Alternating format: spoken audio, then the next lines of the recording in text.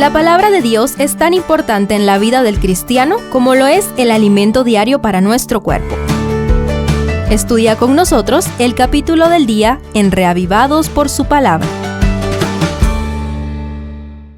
Romanos 4 ilustra el tema de la justificación por la fe por medio de la experiencia de Abraham, el padre de Israel, el pueblo escogido de Dios. Examinemos la justicia imputada que trasciende hasta nosotros. Primero, ¿fue Abraham justificado por la fe? Pablo sigue abriéndose paso entre los prejuicios judíos con sus peculiares preguntas retóricas y sus categóricas respuestas. Así, el verso 3 dice: Pues, ¿qué dice la Escritura? Creyó Abraham a Dios y le fue contado por justicia. De esta manera, citando Génesis 15:6, recurre al padre del judaísmo para demostrar que la doctrina de la justificación por la fe no contradice al Antiguo Testamento ni a la religión de sus padres.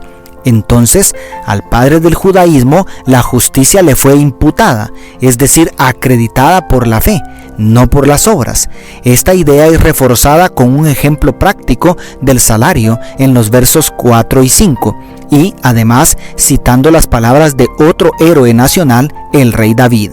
Bienaventurados aquellos cuyas iniquidades son perdonadas y cuyos pecados son cubiertos. Bienaventurado el hombre a quien el Señor no culpa de pecado.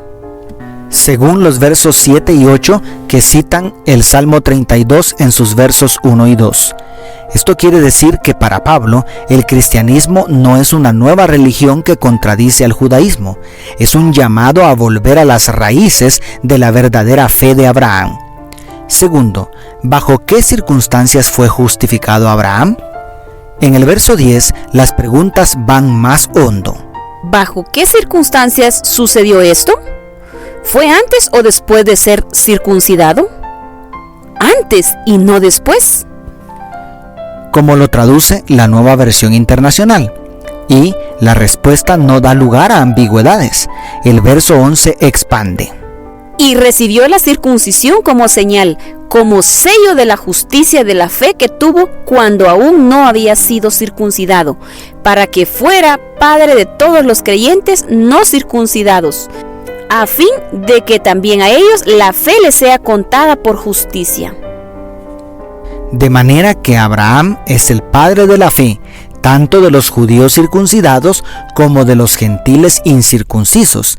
Y, quizá más importante, el apóstol no está en contra de la circuncisión ni de ninguna otra ley, siempre y cuando la obediencia sea un fruto de la fe, porque lo contrario es imposible.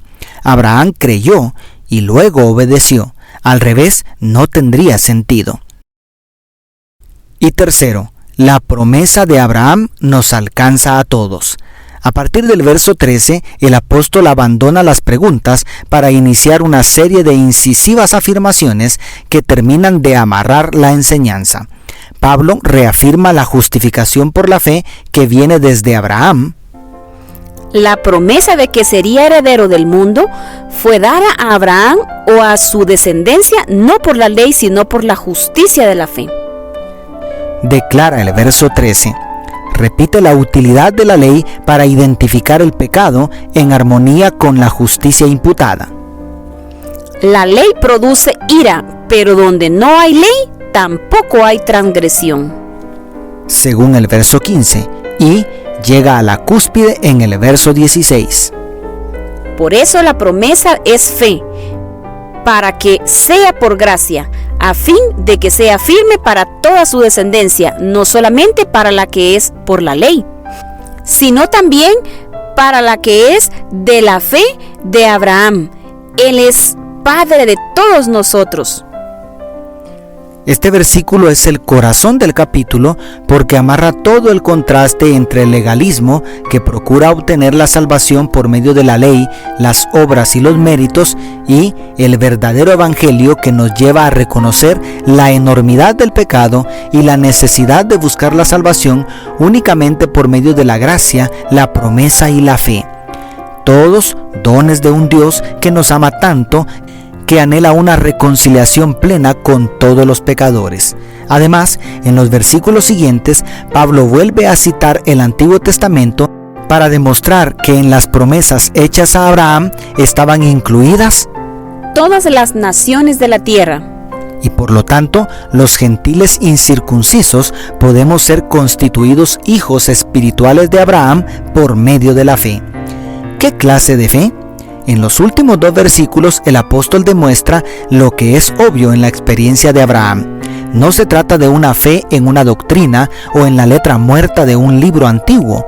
Se trata de la fe en una persona, es decir, una relación con Jesucristo. ¿Has recibido ya esa fe que salva? No basta con apreciar la belleza del mensaje de Pablo, necesitamos la fe de Abraham. Dios te bendiga. Tus amigos, la familia Sosa Villeda.